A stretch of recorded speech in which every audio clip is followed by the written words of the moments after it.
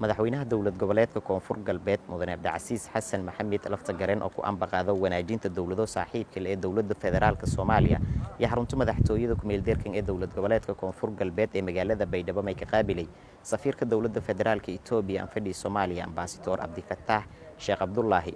qaabilaad iyo shal warqaadasho madaxweyne laftagareen iyo ambassador Abdifataax ya qaaday kulan dhowr saacadood socday oo iyoon ku aransadeen xaalado ku jira dalka iyo ka horeeyeen doorashooyinka iyo amniga safiirka dowladda federaalka Itoobiya anfadhi Soomaaliya ambassador Abdifataax Sheekh Abdullaahi ma isu tilmaamay kan dowlad goboleedka koonfur galbeed intii kula shaqeeyay doonaan sidii lan xaqiijin lahay amniga deegaanada koonfur galbeed doorashadana sanaddan iyo ka dhigay lahayti madaxweyne laftagareen yaa ka amaani dadaaladiisa ka biyahay sidii doorasho wada ogol ee dalkan ku dhigay lahayti dowladda Itoobiya oo kumid ah dowlado ciidan ka sugan deegaanada koonfur galbeed yaa xusay safiirka antiyo dardar geliyay doonaan dagaalada ku dhankii argagixisada al-shabaab sidii guud ahaan dalka ku sifeeyay lahaayay dowlad goboleedka koonfur galbeed Soomaaliya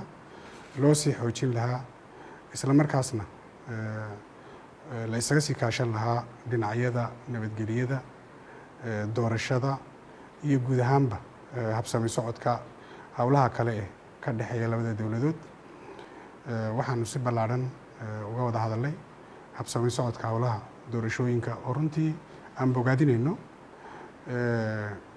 go-aanada geesinimada ku dheehan tahay ee ilaa hadda uu madaxweynuhu ka fuliyey dhinacyada doorashada oo tusaale u noqon karta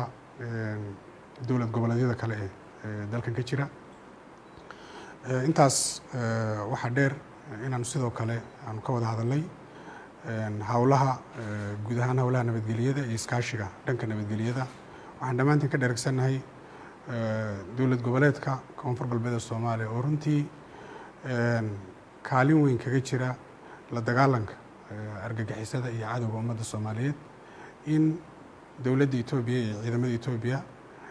ka tirsan AMISOM iyo kuwa aan ahayn AMISOMba ay runtii si wada jir ah ay hawlgal u sameeyaan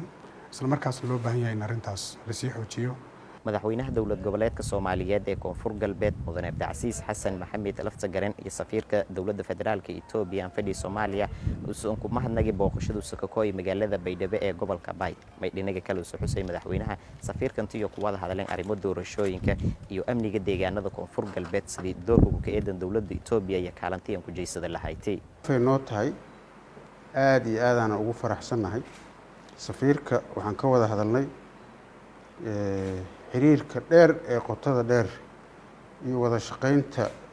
aadka u wanaagsan ee dowladda Soomaaliya iyo dowladda Itoobiya oo walaalaha ah dariskana ah ka dhaxeeyo sidaas oo kale waxaan ka wada hadalnay arrimihii doorashooyinka iyo sida ay hadda habsamida leh oo ay ku socdaan iyo amniga doorashada amnigeeda sidii loo sugi lahaa sida la socotaan ambassador Abdifataax waa safiirka dowladda Itoobiya dowladda Itoobiya way nooga duwan tahay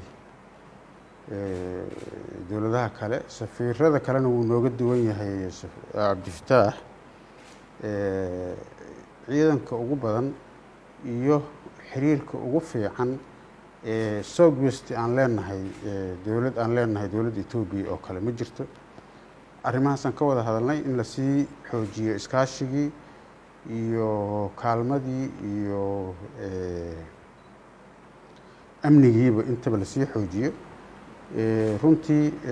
inta waxaa jooga ciidamo AMISOM ah oo dowladda Itoobiya ah iyo ciidamo non AMISOM ah oo ku joogo heshiis dowladda ay la gashay dowladda Itoobiya oo walaalaha naga ay noogu soo gurmadeen in ay nagala qayb qaataan amniga shacabka reer koonfur galbeed magaalooyin badanna joogaan runtii waa ugu mahad celinaynaa waana u ognahay abaalkaas iyo dadaalka ay geliyeen dadka Soomaaliyeed gaar ahaan dadka reer koonfur galbeed safiirka wada hadalka anaga iyo booqashadiisaba aadan ugu faraxsanahay muddooyinkii dambooyay magaalada Baydhabo ee gobolka Bay may hadeerayay safiirada dowladda saaxiibka leh ee dowladda federaalka Soomaaliya badanyo may diiradda saarayana sidii dowlad goboleedka koonfur galbeed iyo kula shaqeeya lahaayeen xaqiijinta amniga iyo dardargelinta geedi socodka doorashooyinka dalka. Faysal Maxamed Isaaq, TV-ga iyo raadiyaha koonfur galbeed, madaxtooyada magaalada Baydhabo.